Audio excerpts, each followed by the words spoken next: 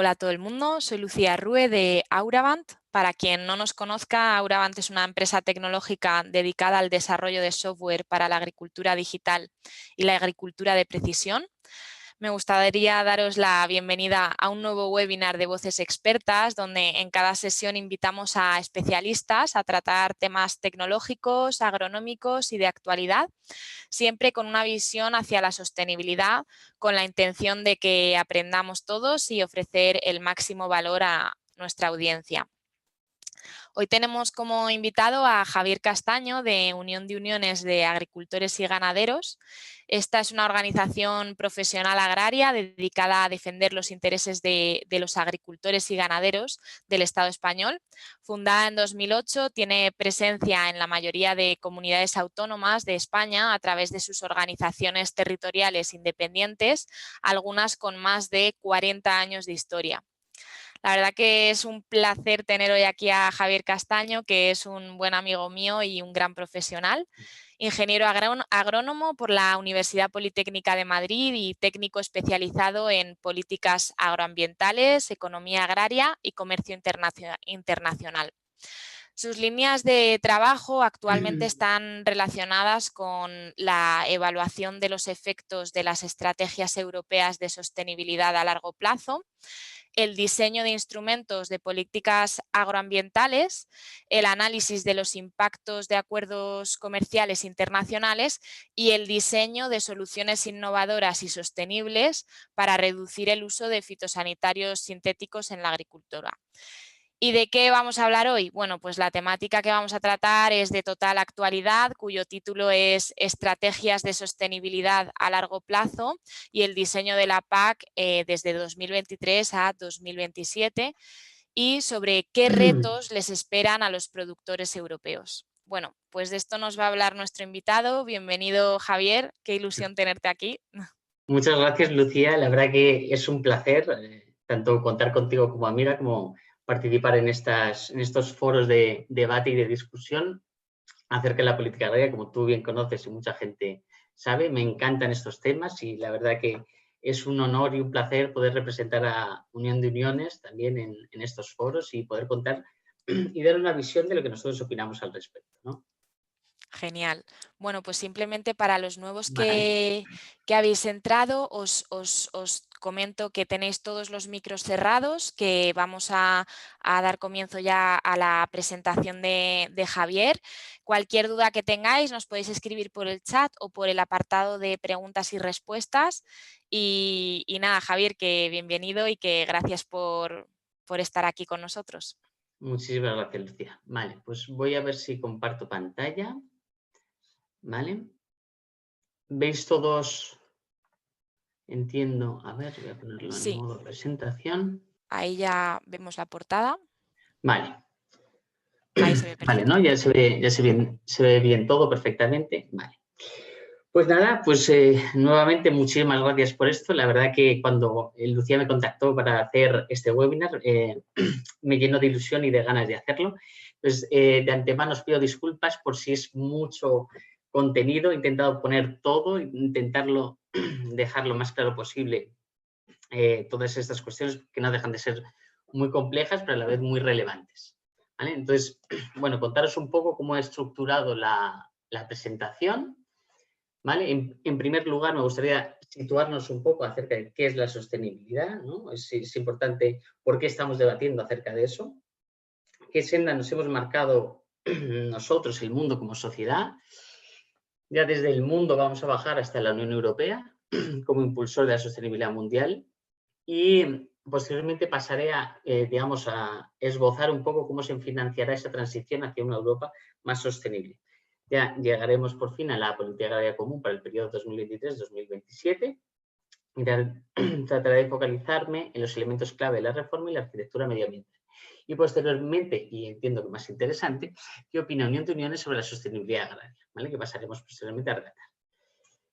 Bien, pues lo que he mencionado, lo primero es importante situar que entendemos como sostenibilidad ya en 1987, disculpadme, que es que me tapo yo mismo en la presentación, ya en 1987 en el informe de Brundtland de la Comisión Mundial de Medio Ambiente y de Desarrollo de la ONU definió la sostenibilidad como la capacidad de satisfacer las necesidades de la generación actual sin comprometer las capacidades de las generaciones futuras para satisfacer las suyas. Bien, esto es importante tenerlo en mente para el tema que vamos a tratar hoy. Bien, la mayoría de los expertos coinciden en lo mismo. La sostenibilidad en todos los ámbitos debe abarcar y debe tratarse de las tres dimensiones. Por un lado estaría la económica, por otro lado la social y por otro lado la medioambiental. Y las tres juntas es lo que hace algo sostenible, ¿vale? Esto es algo muy clave a la hora del diseño de políticas para fomentar el desarrollo sostenible. Bien, ¿por qué es necesario este diseño de políticas? Pues los datos hablan por sí solos. He escogido esta imagen porque este verano tuve la suerte de poder ir a Asturias y visitar el MUJA, que es el Museo Jurásico de Asturias, donde encontré esta imagen, ¿no? Que era la representación de la historia de la Tierra en las 12 horas de un reloj. Bien, en este reloj la vida aparecería a las 3 horas, los dinosaurios ya casi llegando al final, hacia las 11:30, y los romanos, o sea, nosotros, ya casi, hablando en términos geológicos, estaríamos tan solo a 30 segundos de las 12. Bien, en la imagen de la derecha podéis ver las tendencias mundiales en términos de población, PIB, dióxido de carbono y degradación de la biosfera. Lo que viene a ser es una tendencia exponencial, que lo que implica es que en menos de un segundo estamos comprometiendo toda la historia de la Tierra. Eso nos debe hacer ver que estamos viviendo cambios muy trascendentales en estos últimos años que debemos afrontar desde la política y desde la agricultura como representantes del sector. Bien, dicho esto, es cómo estamos, ahora hacia dónde nos encaminamos. Bien, digamos, todos los países mundiales ya se han dado cuenta por fin de esto y hemos establecido dos planes principalmente. En principio podríamos hablar del Acuerdo de París y por otro lado la Agenda 2030. Bien, el Acuerdo de París básicamente lo que trata es de limitar el incremento de la temperatura mundial a 1,5 grados para 2100. No es que no podamos sobrepasarlo, sino que cuanto más lo sobrepasemos, más impactos y riesgos para los sistemas naturales podremos tener. Aquí podéis ver en el gráfico de la derecha todos esos impactos según vayamos aumentando esas temperaturas. Bien, la Agenda 2030 lo que centra y lo que sitúa es un plan de acción para todos los países de la ONU, como veis ahí 197 y 197, que marcan 17 objetivos de desarrollo sostenible de diversos ámbitos, como digo, abarcando siempre y entendiendo la sostenibilidad como algo conjunto, ¿vale? Desde ambiental, social y sostenible, ¿vale? Y tenemos objetivos desde el fin de la pobreza, la vida submarina o la acción por el clima. Bien, y es importante tener en cuenta que estos objetivos bañan todos los programas de desarrollo mundiales. En España, para que os hagáis una idea, tenemos un ministerio de Agenda 2030, el Ministerio de Derechos Sociales y Agenda 2030. Eso demuestra la importancia en que todos los estados quieren integrar estos objetivos de desarrollo sostenible en sus políticas. Bien, ¿qué hace la Unión Europea? Pues la Unión Europea se establece como líder para la transición ecológica mundial y tras un periodo de elecciones en 2019, tanto del Parlamento como de la Comisión Europea, se publica el Pacto Verde Europeo. El Pacto Verde Europeo, a nivel práctico, supongo que habréis oído mucho acerca de él, a nivel práctico se trata de un plan de acción para lograr ser el primer continente neutro de emisiones en 2050. Nosotros nos ponemos la capa de superior para intentar lograr ser los primeros en conseguir en 2050, ¿vale? Y intentar que todo el mundo tome ejemplo de nosotros, ¿vale? Este Pacto Verde abarca distintas áreas de trabajo, entre las que se cuentan el clima, la energía, la biodiversidad o la alimentación. Y establece objetivos muy ambiciosos para todos los sectores, entre ellos la agricultura. Bien, aquí podéis ver el Pacto Verde. Estos son, digamos, todos los pilares sobre los que se sostiene: el clima, la energía, la biodiversidad y la alimentación, que es donde nos vamos a centrar en esta ponencia. Bien, a nivel climático y a nivel de energía, se establecen unos objetivos verdaderamente ambiciosos. Pretendemos reducir el 40% de las emisiones de gases de efecto invernadero con respecto a 1990. Pretendemos alcanzar un 32% de energías renovables en el consumo total. y pretendemos mejorar un 32,5% la eficiencia energética. Todo esto entendiendo como la Unión Europea. Para ello se define una serie de políticas, que no voy a entrar en ellas, tanto a nivel europeo como a nivel estatal. Entre ellas, pues eso, la ley del clima, que posiblemente hayáis oído muchos. Bien, este gráfico me gusta mucho porque es un gráfico publicado por la propia Comisión Europea acerca de cómo pretende la Comisión abordar la cuestión de las emisiones y cómo pretende por sectores reducir las emisiones, ¿vale? Podéis ver aquí, pues esto sería el sector energético, esto sería el sector agrario, cómo desde 2005 hasta 2050 proponemos reducir hasta llegar a ser climáticamente neutro. Es importante saber qué significa climáticamente neutro.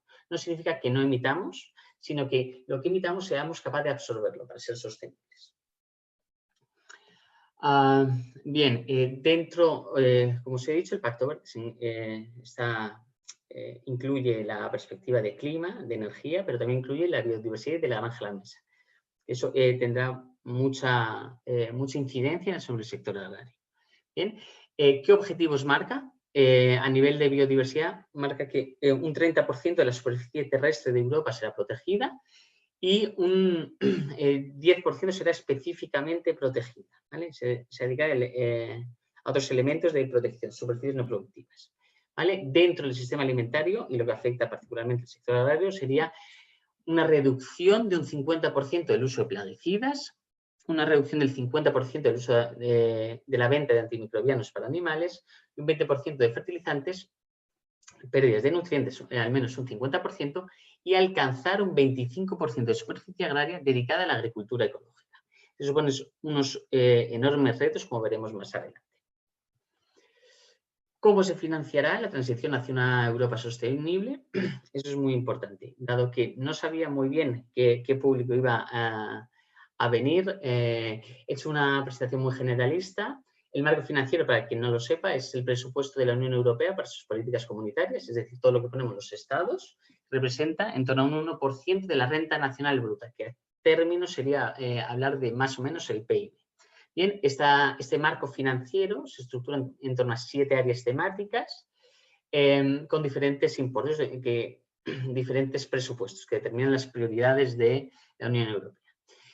Para el nuevo marco financiero, el que ocupará el periodo 2021-2027, se ha determinado una mayor prioridad para los fondos de cohesión, con un 35%, el medio ambiente para un 30%, el mercado único para un 15%. Bien, también otra cosa que se me ha olvidado mencionar, pero a los que les interese la política agraria, ha sido un año muy intenso de actividad política. Ha habido muchas cosas y entre ellas ha sido este debate del marco financiero plurianual, que empezó ya en octubre de 2018, donde la Comisión Europea puso sobre la mesa 1,13 billones de euros. Se estuvieron debatiendo a lo largo de 2019 y principio de 2020, pero al final llega el coronavirus y cambia todas las prioridades y se establece un plan de recuperación post-COVID-19 de 750.000. ¿Qué significa? Da igual las cifras. Lo que me gustaría que os quedéis es que casi se duplica el presupuesto europeo para acometer todo el reto que afronta la sociedad europea después del COVID. ¿Bien? ¿Qué pasa? Que en la agricultura, en el apartado de los fondos agrícolas, se reduce un 10% los fondos para la PAC. Digamos, de ese millón de millones, un 10% menos de presupuesto para la PAC. Y de esos nuevos fondos de recuperación, eso se dedica un 2% a fondos agrarios. Eso, lo que interpretamos desde el sector es que la agricultura no ha sido prioridad para las instituciones europeas de cara a afrontar ese reto hacia la transición ecológica de la Unión Europea. Como veremos más adelante. Bueno, supongo que también todos querréis conocer qué plantea, ¿no?, la PAC de 2023-2027. Al final, la estructura se va a basar en planes estratégicos nacionales. Cada estado tendrá su propio plan nacional, que giran en torno a 10 objetivos, también planteados desde las 3 dimensiones de la sostenibilidad. 3 de carácter económico, 3 de carácter ambiental y 3 de carácter social, con uno transversal, que sería el conocimiento e innovación. Bien, el momento actual, como decías, estamos viviendo un momento muy interesante a nivel político, una intensa actividad. El Parlamento, el Consejo y la Comisión ya han definido su posición sobre los reglamentos de la PAC Y ahora comienzan los trílogos. Entre los tres se tienen que poner de acuerdo para definir el reglamento definitivo que bañará todos esos planes estratégicos. España, por su parte, está trabajando en su plan y se espera que pudiera haber un borrador en abril de 2021. Pero bueno, eso todo, al final estos plazos son lentos y son complejos. Bien, los elementos clave de la reforma, como cualquier reforma digamos, de los últimos años, o sea, para quien no lo sepa, las reformas de la política agraria común ocupan aproximadamente unos 7 años, va por periodos. Entonces estamos en el periodo, digamos, pues 2020, pero bueno, se ha tenido que establecer un régimen transitorio, 2021 y 2022, y esta entra en 2023. Bien, y como todas no viene con cambios drásticos, mantiene una similar estructura, mantiene la estructura de pagos desacoplados, pagos acoplados, intervenciones sectoriales, intervenciones de desarrollo rural, mismas dos estructuras, primer pilar, segundo pilar, y pues eso, dentro de los pagos desacoplados incluye una renta básica para los agricultores, una ayuda redistributiva, una ayuda complementaria a los jóvenes y los famosos ecoesquemas, ¿vale? Que no me quiero enrollar mucho porque es que hay mucho que hablar y me encantaría poder contároslo, ¿vale? La arquitectura medioambiental de la nueva PAC se centra fundamentalmente en la condicionalidad reforzada, desaparece el famoso greening de la anterior reforma y se incluye dentro de la condicionalidad, por eso se llama condicionalidad reforzada. Y los ecoesquemas, esto sí que es una novedad porque se incluyen unos pagos medioambientales voluntarios para los agricultores, pero obligatorio para los Estados miembros, en el marco del primer pilar de la PAC. Y ahora está el debate sobre qué presupuesto se destina, ¿no? Se está hablando entre el 20 o el 30, depende de la posición del Parlamento o del Consejo. Bien, ¿qué es la condicionalidad reforzada? Realmente, a nivel práctico, son 16 requisitos legales de gestión que deben de cumplir los agricultores y 10 buenas condiciones agrarias y medioambientales. Bien, es una normativa, o sea, la diferencia entre ambos, uno es una normativa derivada de la normativa comunitaria y la otra es una normativa estatal. Bien, como novedades, como se ha dicho, se incorporan las prácticas del greening a través de las superficies no productivas, las famosas SIES. La diversificación cambia por rotación, pero bueno, se incluye dentro. Y yo creo que no me dejo nada más. Vale. Y se estructuran en torno a 9 aspectos principales. ¿Bien? Pueden ser prácticas relativas al cambio climático, al agua, al suelo, a la biodiversidad. Vale, os he puesto aquí también todas estas prácticas, lo que representan, y en comparación con respecto a la condicionalidad actual, que sería la PAC 2014-2020. Bien. Bien, los famosos ecoesquemas, ¿no? ¿Qué son los ecoesquemas? Pues el Ministerio está trabajando actualmente en un enfoque de una lista general para todos los agricultores, digamos de carácter estatal, centrada en 8 puntos, 8 posibles pagos voluntarios, centrados en distintas temáticas, y aquí los tenéis, ¿vale? Tampoco no me quiero centrar mucho en ellos porque posteriormente hablaremos más en profundidad. Pues se habla de pastoreo extensivo, se habla de cobertura vegetal en cultivos, aquí los tenéis. Nosotros, desde la organización, también hemos propuesto en diversas reuniones con el Ministerio la inclusión de nuevos ecoesquemas en esta materia.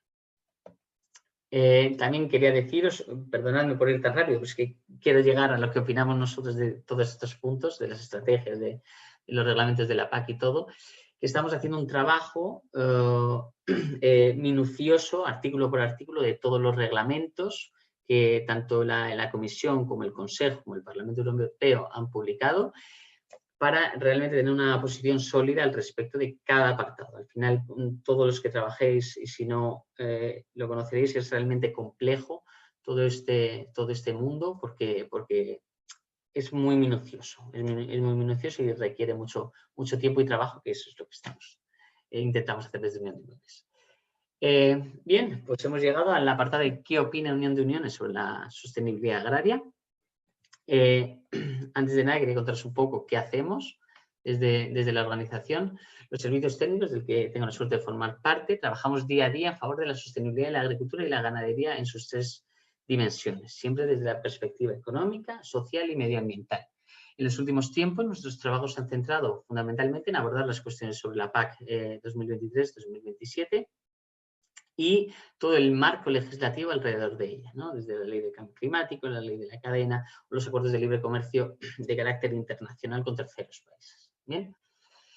Os he puesto unas capturas de los documentos más importantes que hemos entregado al Ministerio, a los diferentes grupos políticos, para que veáis la actividad, digamos, ardua que realizamos diariamente en la organización para trabajar en materia de sostenibilidad agraria. Bien, bueno, aquí veis, esta es la última, que es la de hoy. Bien, después de todo lo que os hemos comentado, lo que os he comentado acerca de los objetivos, ¿no? De las nuevas estrategias que marcan, ¿qué es el resumen de todo ello, ¿no? Al final, la Unión Europea propone para alcanzar esa neutralidad climática la reducción del uso de insumos. Oye, reduzcamos el 50% de pesticidas, el 20% de los fertilizantes, los antibióticos, aumentemos, por otro lado, la superficie ecológica, aumentemos la superficie no productiva, reduzcamos las emisiones agrarias. En cambio, los recursos para ese mismo año, para el horizonte 2030, se reducen un 10%, los fondos de recuperación se dedican un 2% y los instrumentos cada vez son más condicionados, cada vez son más condicionados a prácticas medioambientales. Entonces, la pregunta es obvia. Los agricultores y ganaderos quieren contribuir a lograr esos objetivos, pero ¿cómo lo hacemos? Se plantean objetivos muy ambiciosos con menos recursos, lo que significa un enorme desafío para el sector, para los agricultores y ganaderos que nosotros representamos. Pero yo siempre digo, Unión de Uniones, somos muy optimistas y queremos proponer soluciones para abordar y tratar de conseguir esos objetivos de desarrollo sostenible que son prioritarios y sabemos que son necesarios para conseguir una sociedad mejor y más sostenible. Bien. He tratado de articular la presentación en torno a la sostenibilidad económica, la sostenibilidad socioeconómica y la sostenibilidad medioambiental. Bien, reflexiones generales en torno a todo lo que he mencionado antes. Creemos desde la organización que reducir un 10% de los fondos y un 2% los fondos de la PAC y un 2% el fondo de recuperación no es un buen comienzo para afrontar la transición hacia una agricultura más sostenible. La investigación e innovación jugará un papel fundamental en la próxima década para que el sector pueda alcanzar sus objetivos. Aquí podéis ver, estas son las diferentes posiciones de los estamentos de las instituciones europeas. Tampoco quiero que os quedéis con las cifras exactas. Da lo mismo un 10, un 14, un 0,1. Lo que está claro es que la Unión Europea, a través de destinar una serie de presupuestos, no ha puesto a la agricultura como eje fundamental para llevar y liderar la transición ecológica. ¿Vale? Pero veis que se reducen los presupuestos de la PAC y en estas son las partidas de los fondos de recuperación. A FEADER se dedica muy poco, ¿vale? De los 750.000 apenas son 15.000. Bien, más reflexiones acerca del aspecto socioeconómico. Como espero que sepáis, sigue habiendo desgraciadamente bajas rentas en el campo, hay un envejecimiento y una masculinización muy notable. Entonces nosotros consideramos que los agricultores profesionales, que son aquellos, lo que entendemos nosotros como los que representan, sus rentas salariales representan al menos el 25% de las rentas totales, son quienes deben liderar la transición hacia la sostenibilidad del sector. ¿Vale? También, por otro lado, deben incentivarse la entrada de jóvenes y mujeres en el campo, cómo tratar de solventar estos problemas, ¿no? También creemos muy importante en que debe haber un reparto más justo de las ayudas. Creemos en limitar las ayudas tope a 100.000 y con una reducción progresiva de las ayudas a partir de 60.000 y que exista un pago redistributivo para las primeras hectáreas o las primeras udas. Ahora todo está en proceso de diseño, con lo cual estamos abiertos a debate, como siempre lo hemos hecho, desde la creación de la organización. También se debe reforzar la posición de los agricultores dentro de la cadena. Creemos importantísimo asegurar la correcta aplicación de la venta a pérdidas y la definición de posición de dominio dentro de ella. En estos momentos se está diseñando también la nueva ley de la cadena alimentaria, con lo cual también estamos trabajando mucho en ello y tratando de defender los intereses de nuestros asociados. Bien, os he puesto simplemente pantallazos de gráficos que considero importantes y claves y de manera visual se puede ver cómo está el sector. Aquí podéis ver la diferencia entre los salarios, digamos, medios de la sociedad y los salarios de los agricultores profesionales. Hay una diferencia de un 37%.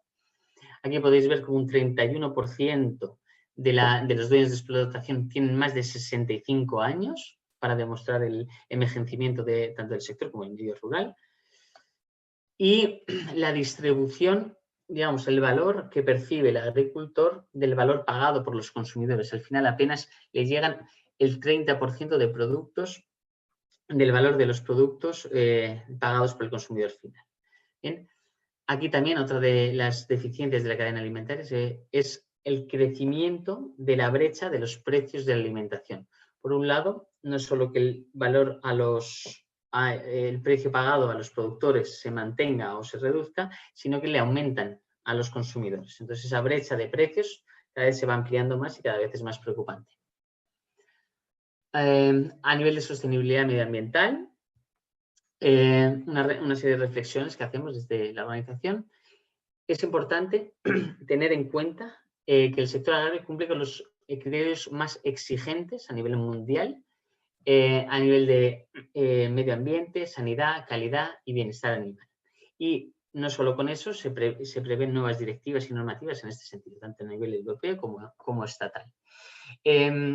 También creemos muy importante que se deben analizar y evaluar los impactos socioeconómicos de estrategias como el Pacto Verde Europeo y la Estrategia de la Granja en la Mesa. Un ejemplo, en el caso del Pacto Verde, un informe del USDA, que es el Departamento de Agricultura de los Estados Unidos, evaluó el impacto socioeconómico que tendría la aplicación de este Pacto Verde en la Unión Europea y indica que en un escenario donde solo la Unión Europea pondría en marcha estas estrategias verdes, que podría ser un escenario probable, caería un 12% de la producción agraria, aumentarían un 2% de las importaciones y descenderían un 20% de las exportaciones. A la vez, habría un recorte del 16% de los ingresos brutos agrarios. Queremos contribuir al medio ambiente, pero no nos olvidemos de la pata socioeconómica de la sostenibilidad. Bien, también importante los acuerdos comerciales de libre comercio firmados con terceros países pueden tener grandes impactos socioeconómicos. Unión de Uniones considera que deben estudiarse esos impactos y exigir una reciprocidad en la producción. Al final lo único que demandamos es juguemos todos con las mismas reglas, ¿no? ¿Y eso en qué se traduciría? Debemos prohibir la importación de productos agrícolas que utilicen materias activas cuyo uso está prohibido en la Unión Europea. Si nos hemos marcado unos estándares de calidad para nuestros consumidores, hagamos que todo el mundo los cumple y si no, no vendréis en la Unión Europea. Aquí podéis ver un ejemplo también muy visual del coste de producción, por ejemplo, en el caso de la carne de pollo, en el que la Unión Europea es, digamos, el productor más caro por todos esos estándares de calidad, sociales y nuestros competidores mundiales. ¿Bien? Estos son lo amarillo, podéis ver los aranceles. ¿Vale? En el caso, por ejemplo, del acuerdo entre la Unión Europea y Mercosur, se eliminarían esa parte amarilla y, lógicamente, entrarían, el caso de Argentina y Brasil, entraría esa carne a un precio mucho más bajo. Con lo cual, estaríamos compitiendo en desigualdad de condiciones, no solo por el precio, sino por los requisitos a los que los productores europeos, estamos obligados a producir.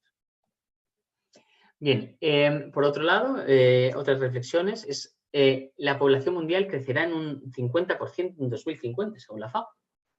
Entonces, es un enorme reto para el sector agrario mundial y también para el europeo. Debemos producir más y mejor optimizando los recursos.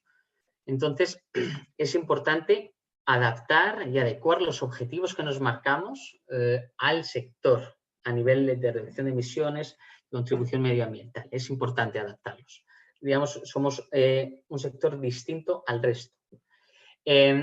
También tener muy presente que el sector agrario no es el que más contamina en términos de gases de efecto invernadero, representa el 9% y en el caso de España, por ejemplo, es el que representa menor intensidad de emisiones por superficie agraria. Bien. Además, el sector ha hecho muchos esfuerzos a lo largo de los últimos años para reducir significativamente sus emisiones. En el caso de la quema de rastrojos, las enmiendas calizas y noticia de ayer, según los datos oficiales, el sector agrario se ha reducido en un 2%. Bien, lo mismo, gráficos para que podáis ver y dimensionar lo que representa la agricultura, el peso de la agricultura a nivel de emisiones sobre el total. a nivel estatal, la evolución por fuentes del sector. Bien, aquí podéis ver cómo la quema de rastro se ha reducido un 98%, la enmienda de Carich se ha reducido un 50%. Es decir, estamos contribuyendo, queremos contribuir. Es un buen ejemplo de las prácticas. Bien, España, dentro de la Unión Europea, es uno de los que menos peso de CO2 por superficie agraria, con lo cual somos más sostenibles, tenemos muchos sistemas extensivos. Y también otro de los grandes temas, ¿no? La producción ganadera europea. Es importante conocer y saber que es la más eficiente a nivel mundial en términos de emisiones. El sector ganadero europeo emite 5 veces menos que el sudeste asiático y 4 veces menos que el sudamericano. Es una de las reflexiones que nosotros hacemos, es que querríamos externalizar las emisiones si no se producen aquí, digamos, asumiendo un consumo estable de carne en el mundo, ¿vale? La FAO incluso habla de un 20, un 30% del aumento del consumo de carne. Alguien va a producirlo. Quizás sea el sector europeo quien tenga que hacerlo en términos de emisiones, porque nosotros somos los más eficientes, somos los que menos emitimos por kilo producido. Bien, también, no solo eso, nosotros somos el sector que más garantías sanitarias ofrece.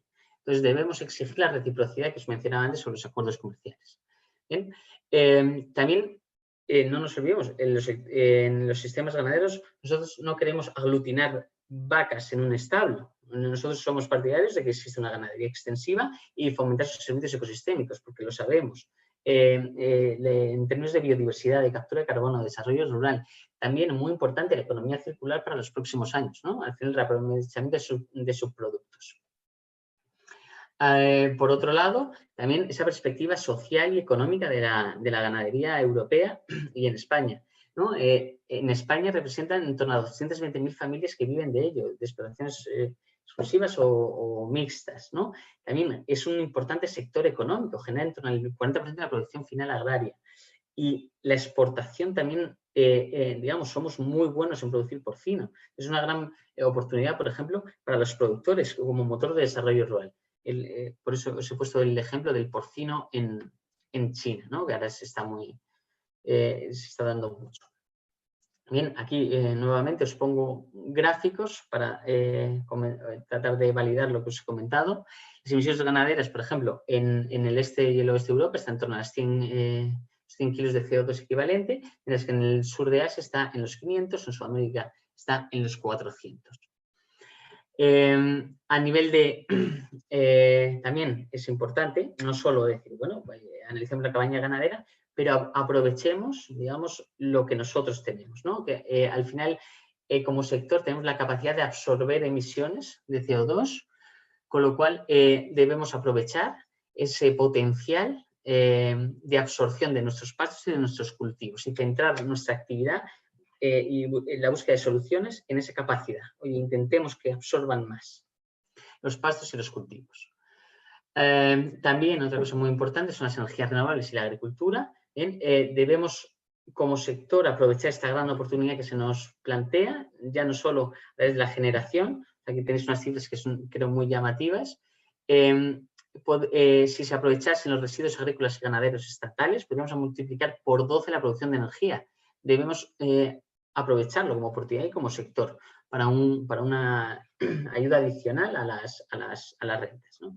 Y del consumo energético también, consumir energía renovable también podría permitir reducir los costes asociados a la energía y contribuiría a mitigar el cambio climático, por ejemplo, en los usos energéticos, ¿no?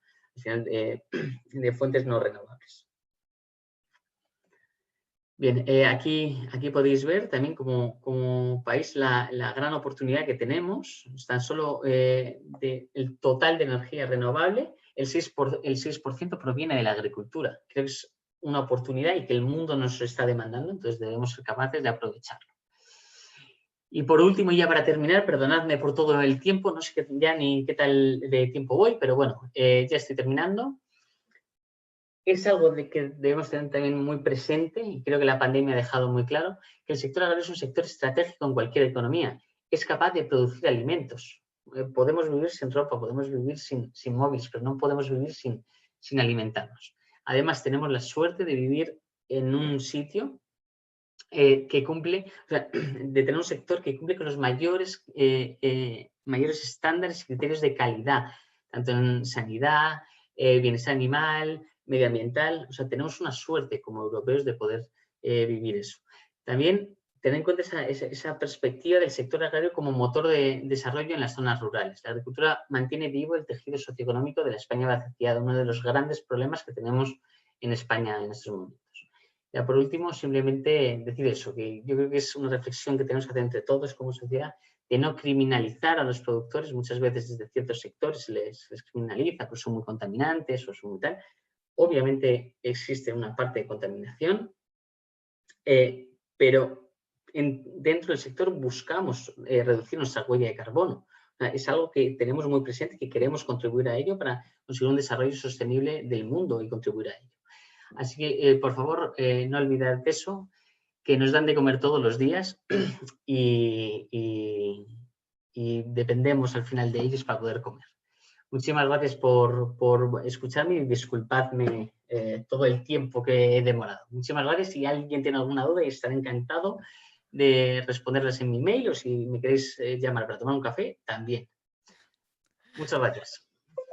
Bueno, muchísimas gracias. Has estado súper bien de tiempo. ¿Sí? Estamos todavía, sí, Tenía todavía miedo, nos Lucía. quedan 20 minutitos, así que podríamos haber estado un ratito más escuchándote, porque al final estos son políticas que nos van a afectar a nuestro sector y más siendo Europa un referente, pues seguramente marquemos tendencias, y que estas políticas a nivel mundial, creo que es súper importante que estemos enterados de lo que está pasando, ¿no? Y muchas veces, por lo menos hablo desde mi humilde perspectiva, que muchas veces estamos tan inmersos en nuestra operativa diaria que nos olvidamos de las políticas a futuro, de cómo nos vamos a preparar para todo esto que nos cuentas, ¿no? Eso es.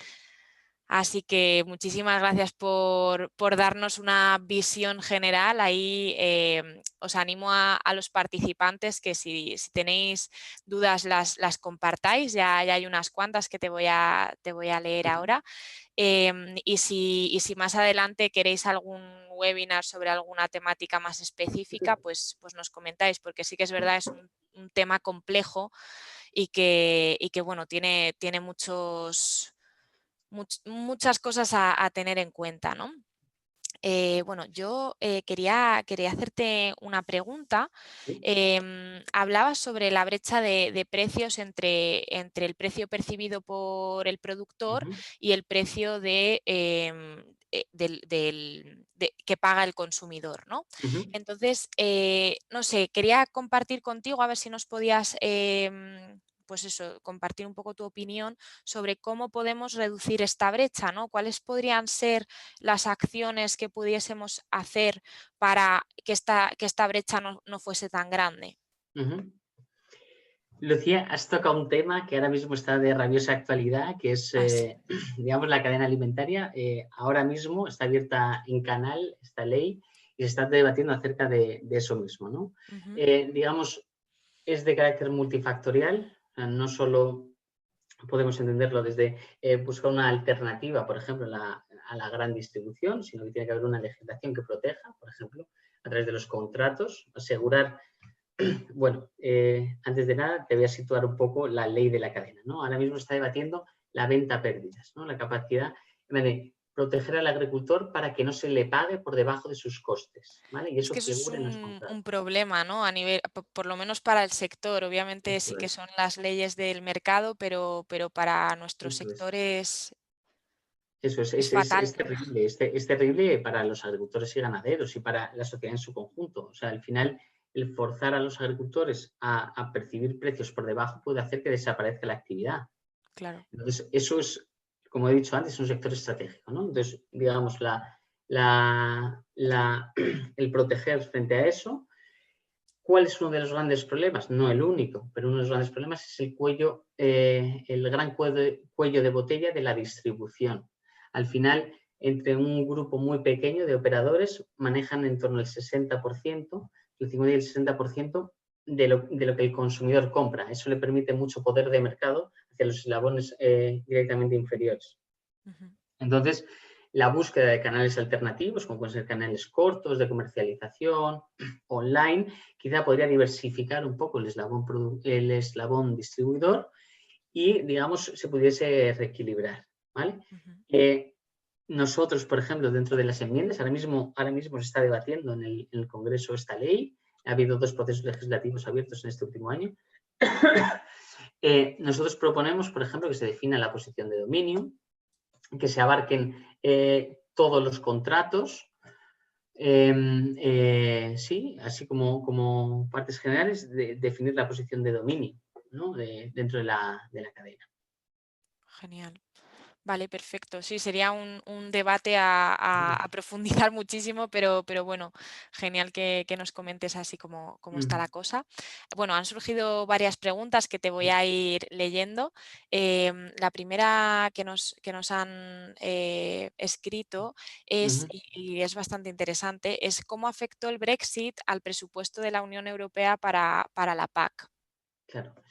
Pues estos datos que os he presentado está extraído ya el Brexit. Obviamente, al final no dejábamos de ser 28 amigos, y ahora somos 27 poniendo un fondo, ¿no? Pero al final se ha extraído, obviamente él era el contribuyente neto. Entonces, en lo que respecta a la PAC, no es tanto lo que condiciona el Brexit, sino cómo hemos decidido fuera de Reino Unido repartirnos lo que los 27 ponemos como estados, ¿no? Y al final lo que hemos decidido es que la PAC se reduzca. Claro, claro, Es lo entiendo. que han decidido. Muy bien. Bueno, pues paso a la siguiente pregunta y no sé si van contestando a las preguntas. Si tenéis más preguntas, pues las podéis ir escribiendo al apartado. Nos preguntan también cuáles son los criterios que se han tenido en cuenta para decidir que el agricultor profesional es aquel que tiene al menos el 25% de la renta total derivada del campo. Bien. Es uno de nuestros, digamos, caballos de batalla, al final, que sean los agricultores profesionales quienes perciban las ayudas de la PAC. Nosotros lo entendemos como al menos el 25% de las rentas. Hago una reflexión que siempre me gusta hacer. Estamos hablando de 1 de cada 4 euros, considerarlo agricultor. Imaginaos que en una profesión un peluquero pudiera ser considerado peluquero si ganase 1 de cada 4 euros por cortar el pelo, ¿no? Al final, el grado de profesionalidad es importante. El 25 consideramos un mínimo que debe considerarse. Podríamos hablar y debatir si fuese el 50, si fuese el 35, también es dispuesto, pero digamos que nosotros definimos un umbral mínimo más que un umbral máximo. Claro. Nosotros queremos, en lo que defendemos, es un modelo de agricultura profesional, en el que sean los agricultores que sean los que perciban los fondos públicos. Que eso no quiere decir que si tú quieres tener un campo de olivos o una planta de tomates no los tengas, pero que las ayudas de la política agraria sí vayan destinadas a los agricultores profesionales, que son quienes al final dependen de ellos. Claro, perfecto. Luego nos hablan también sobre un poco toda la parte de trabajo en negro, trabajo sumergido que tenemos en nuestro sector y al final como que, bueno, nos comenta un espectador que la PAC no tiene en cuenta esta problemática que tiene nuestro sector. Entonces, preguntan cómo puede afectar estas políticas, bueno, pues que a estos retos a los que nos vamos a enfrentar, teniendo en cuenta toda esta problemática que tenemos, ¿no? Y que enfrentamos. Claro. Sin duda, eso es un problema y es algo que debemos trabajar desde el sector para que no ocurra. Entonces, lo primero, creo que cualquier comportamiento ilícito desde el sector debemos ser los primeros en denunciarlo. Y si hay una actividad ilícita, ser los primeros. Y es la única forma que tenemos de tratar de solventar los problemas internamente que tenemos. Entonces, dicho esto, las políticas parten de la base de que, digamos, todos trabajamos de manera lícita. Entonces, la única solución que veo ante eso es, oye, denunciemos todas las actividades que hacemos mal. Y desgraciadamente, eso es lo que mancha a los agricultores y a los trabajadores, que son en su mayoría los buenos que... a los que hacen su trabajo y nos dan de comer cada día. Claro, claro, claro. Bueno, por aquí están interesados en saber que les han gustado tus gráficos y les gustaría como, bueno, tener esa información para poder consultarla más detenidamente. Luego nos preguntan también ¿cómo se puede entender que los pastos permanentes hayan disminuido tantísimo en las últimas décadas y las tierras arables hayan aumentado tanto?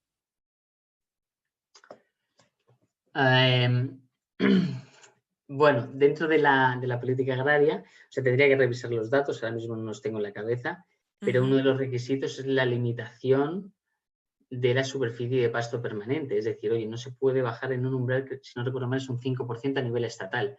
Con lo cual, no sé hasta qué punto, qué cifras barajará quien lo ha preguntado, pero no manejamos esa transformación tan repentina. Al final, desde la anterior reforma, digamos, se prohibió roturar los pastos permanentes en un umbral que es un 5% de variabilidad, y en esta se mantiene la misma línea. Entonces, si yo a quien me lo haya comentado, si tiene datos, encantaría poder verlos. Claro, genial. Y luego nos preguntan también, dice, ¿podría ser el mismo vino servido en botellas diferentes? Es decir, políticas proteccionistas, pagos directos e indirectos, excusados con argumentos medioambientales, ¿los mismos resultados podrían también ser obtenidos por leyes prohibitivas? Bueno, Están haciendo preguntas no, muy bien, muy aquí. bien, muy bien. Y Bueno, creo que, o sea, yo siempre he creído en el debate y que debemos opinar lo que creamos. La perspectiva tanto de la organización como mía es una política obviamente proteccionista, o sea, al final, pero protege porque hay unas ineficiencias de mercado. claro, Entonces, necesitamos proteger a nuestros agricultores. Al final, es una cuestión digamos, es un sector estratégico, debemos alimentarlos. Entonces, es importantísimo tener estructuras que protejan a nuestros agricultores. Bien, claro. dicho esto, también es importante que, digamos, que ese dinero vaya a fines tanto de la mejora de las rentas, lo que tiene un objetivo económico, pero también objetivos medioambientales. Oye, contribuyamos a un mejor medio ambiente, a una resiliencia de las explotaciones frente al cambio climático. Eso también es muy Claro. importante, ¿no? Claro, efectivamente. Y no sé si hay alguna otra pregunta.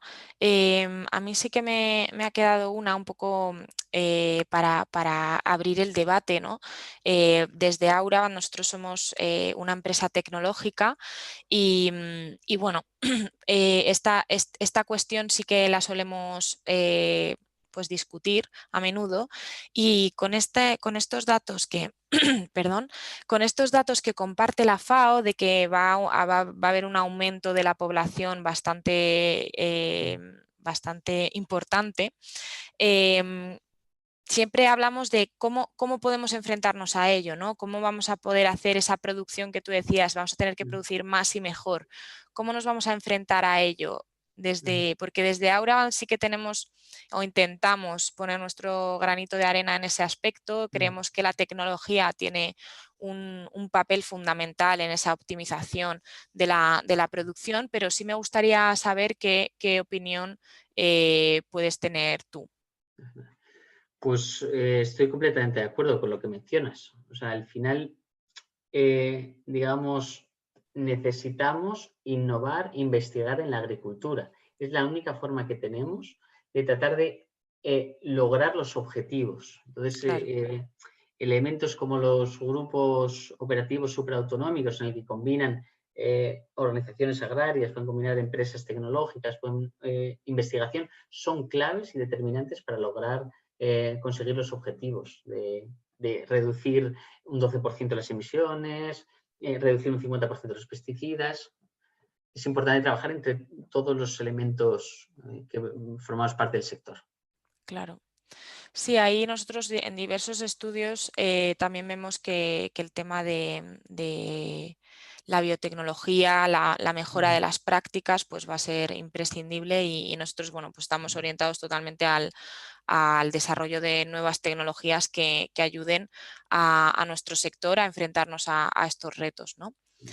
Y bueno, yo creo que vamos a contestar ahí a la última pregunta, porque ya estamos en tiempos y por no alargar mucho el webinar. Nos preguntan si es compatible la agricultura ecológica, ya que hay un reto bastante grande y se quiere aumentar bastante la superficie de producción ecológica, con el aumento de producción. Es una gran pregunta y realmente ese es el reto, ¿no? De intentar tener sistemas más sostenibles de producción. La agricultura ecológica, al final, de tener un sistema más sostenible, pero no olvidemos que también hay otros sistemas, como la producción integrada, por ejemplo. Claro. Entonces, entre todos, tenemos que tratar de conseguir ese objetivo, ¿no? De producir más sosteniblemente, pero con un aumento de la productividad. Es un reto que entre todos como sector debemos plantearnos. Todos. Exacto. Genial. Bueno, pues yo creo que ya hemos resuelto todas las dudas que han surgido. Yo agradecerte personalmente y enormemente tu participación en nuestros webinars de Voces Expertas. Creo que ha sido súper interesante y ha clarificado muchos conceptos que oímos, ¿no? de todas las políticas que se están haciendo y a los retos a los que nos vamos a tener que enfrentar. Y obviamente estos retos los tenemos que enfrentar como sector, no a través de unos y otros, sino como colaborando, ¿no? Así que nada, agradecerte muchísimo Mil gracias a ti por todo el trabajo que también sé que es y que en cualquier momento estamos completamente abiertos a debatir y a colaborar en cualquier momento que queráis. Perfecto, también agradecer a todos los participantes, por aquí te están dando las gracias por la presentación, que les ha encantado escucharte y nos saludan desde Berlín. Nada, agradeceros a todos los participantes que os habéis sumado. Simplemente comentaros que la presentación se va a quedar grabada en nuestro canal de YouTube, lo subiremos a lo largo de estos días. Y nada, para más preguntas o dudas que os hayan quedado, podéis contactar con Javier Castaño o a Auravant y se lo haremos llegar a Javier, y cualquier otro tipo de webinar en el que organicemos que os parezca, bueno, vamos, que tengáis sugerencias sobre temáticas, pues estamos encantados en organizar este tipo de temáticas para, bueno, pues abrir estos portales de debate y poder buscar soluciones para estos nuevos retos que se nos presentan. Nada, por aquí te dan las gracias por toda la presentación y la información. Y nada más, seguimos en el próximo webinar y cualquier consulta nos podéis contactar. Muchísimas gracias por todo. Muchas gracias a todos. Hasta luego. Hasta luego.